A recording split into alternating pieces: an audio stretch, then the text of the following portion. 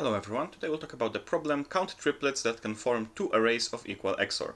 We're given an array and you want to count the number of ways to select three indices I, j and k in order, such that the subarray of our original array from I to j and from j to k, where j is included only one of those, so they don't overlap, have the same XOR.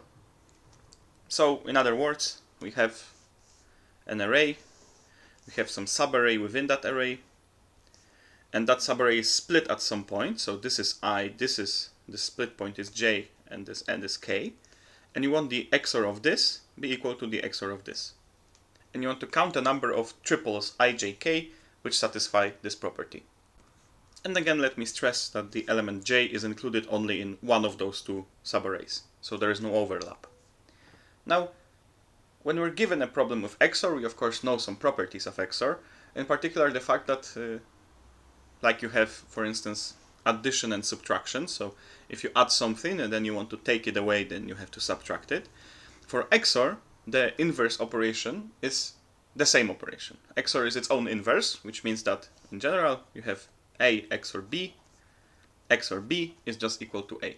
And order also doesn't matter, but that's another thing. So essentially, we know that, for instance, when two things are equal, their XOR is 0. And we are being asked to count the number of ways in which we can make some two XORs equal to each other.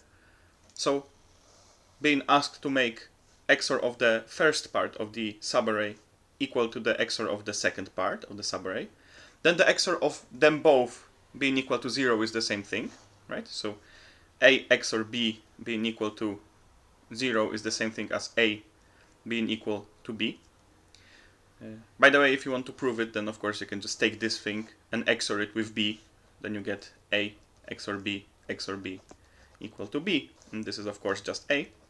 So you can see that this is exactly the same thing. A equal B is the same thing as A XOR B equal to 0. But what is A XOR B?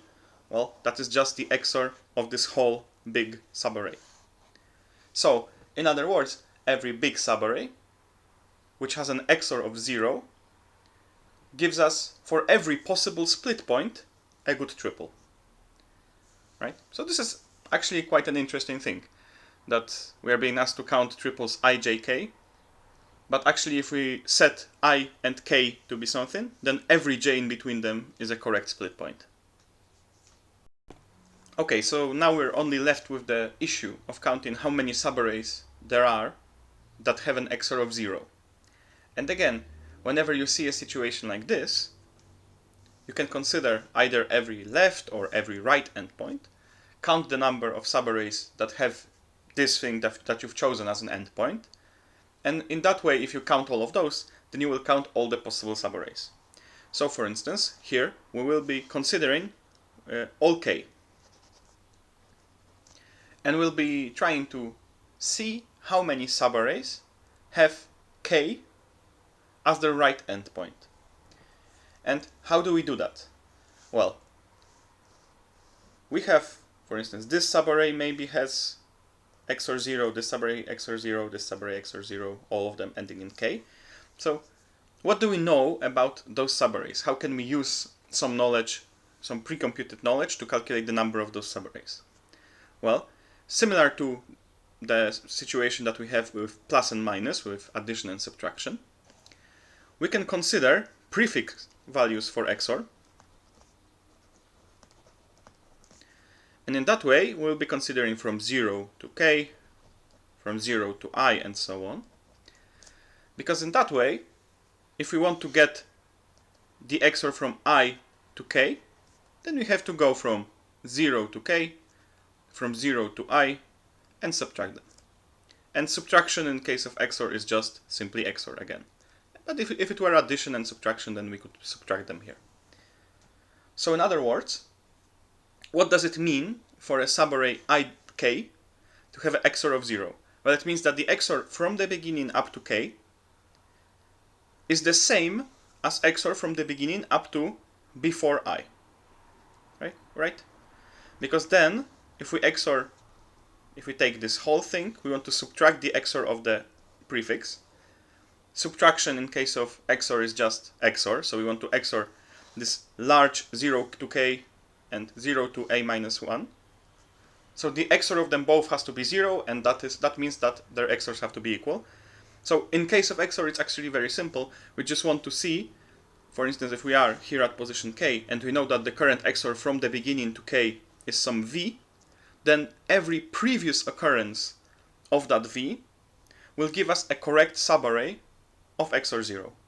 So the first appearance of v doesn't give us anything. The second appearance of v can be combined with the first appearance and give us a subarray. So for instance, here we know that this one would have XOR v, and that doesn't give us anything. But now if this one also has XOR v, then we know that this subarray here has XOR 0. And then if this one gives us also v, then both this one has XOR 0 and also this whole one has XOR 0. And then, since the problem is not just to ask, to say how many subarrays there are that have this property, so we also have to add, in essence, the length of all those subarrays. We'll have to also maintain some other information, but this is actually quite simple. This is just an implementation trick. Okay, so let's see the code. We'll be using prefix XOR. We might calculate it here at the beginning in a standard way. So we start at 0, which is the prefix XOR of the empty array, of the empty prefix. And then we just, at every step, XOR the next value of our array with the previous prefix XOR value. Now in this case it will not be necessary, because we essentially just create this array and then pass through it once and that's it.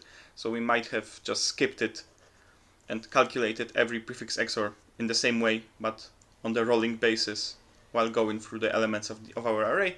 But we might as well just, we see a problem that we think that can be solved with prefix XOR, we might as well just implement the prefix XOR, and then we have already started the implementation. Maybe it has a positive psychological effect. I think it doesn't hurt. And now we will just go in a standard manner, so through all the prefix XORs. We are interested in how many times they appeared previously. So we will have to have a dictionary from every possible XOR to how many times it appeared previously. We'll be using default dict, so that if it doesn't exist, then the value is 0. Of course, after every step, we have to increment the value for our current prefix XOR. And now, this would be okay if we're just going to count the number of good subarrays, but we want to also count the number of middle elements. And we can either remember, because in essence, if we have, for instance, seen our v 3 times previously, we have seen it at some 3 different positions, then we want to, for this position, count everything here. For this position, everything here. For this position, everything here. But the number of elements that we count will be different for all of them. And instead of thinking about how many elements will be included, we might as well count how many elements will be excluded. So for this position, everything here will be excluded. For this position, everything up to there will be excluded. For this position, everything up to there. And essentially that will give us a case where essentially j is less than I. We don't want to count situations where j is less than I, because it doesn't make any sense. And how many indices are then excluded, of course, only depends on the position that we have seen this given XOR, but not on the position that we're calculating, right?